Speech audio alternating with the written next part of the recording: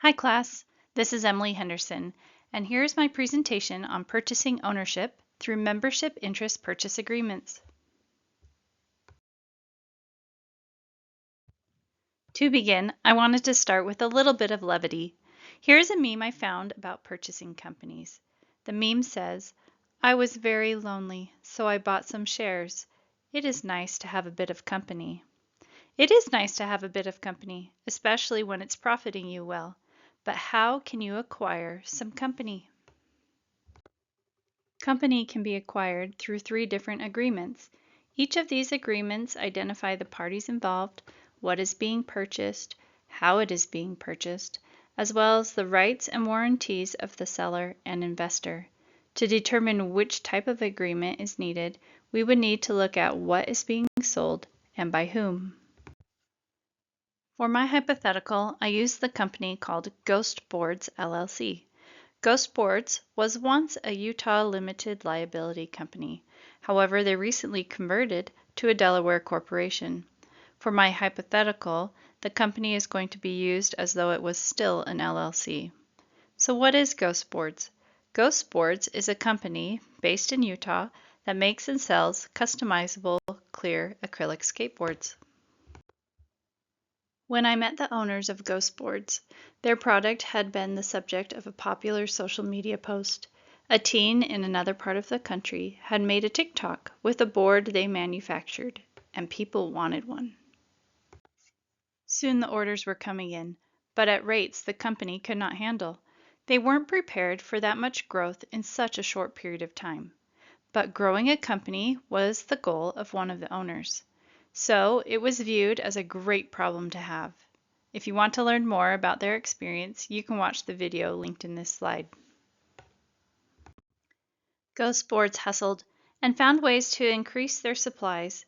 They were able to catch up with the increased demand, and over the years they continued to grow.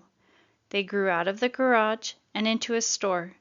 But how could they grow even more? One way Ghost Boards can grow is through investors, as we see on their current website. They can look for business partners to invest in them by purchasing some ownership, or like the meme said, a little bit of company. To sell off ownership in their company, the Ghost Boards of my hypothetical would need to utilize a membership interest purchase agreement, or a MIPA. With a MIPA, Ghost Boards would maintain their property and business structure while gaining liquid assets and potentially establishing a phased exit for the owners. So why a MIPA? MIPAs serve the limited liability companies just like stock purchase agreements serve the corporations. In these agreements, the buyer is investing in the selling entity, and the selling entity continues on as before. This type of sell maintains the seller's liability and organizational structure as previously formed. A MIPA looks like a long contract and has similar parts. It has definitions, describes the parties involved, as well as the company interests that are being purchased. The agreement also states any conditions, indemnifications, and miscellaneous clauses, followed by the parties' signatures. The agreement for my hypothetical is 14 pages long, and a copy is included in my submission. For this presentation, I'm only going to concentrate on a few parts. First and foremost, the agreeing parties are identified at the beginning of their membership interest purchase agreement. For my hypothetical, this would be between the parties Ghost Board LLC, a Utah limited liability company, and Board Writers Incorporated, a Delaware corporation. After the introduction or recitals, the appropriate definitions are stated and a description of the purchase is defined. In my document, the description can be found in Article 2, titled Sale and Purchase of Membership Interest. In this hypothetical, Ghost Boards LLC is selling a 30% interest in their company for the cost of $10 million. Further in Article 2 is the description of how the deal will be closed, along with what actions and document deliveries need to occur. For this agreement, closing will take place at the offices of Summit Secure Holdings, located in Park City, Utah. The next three articles in a MIPA contain the representations and warranties for the company, seller, and investor. An example of a clause within the company's representations and warranties is here in section 3(1)(b). In this section, the furnishings of the company's operating certificate and operating agreement are mentioned, along with the warranty that there are no violations against either formation document.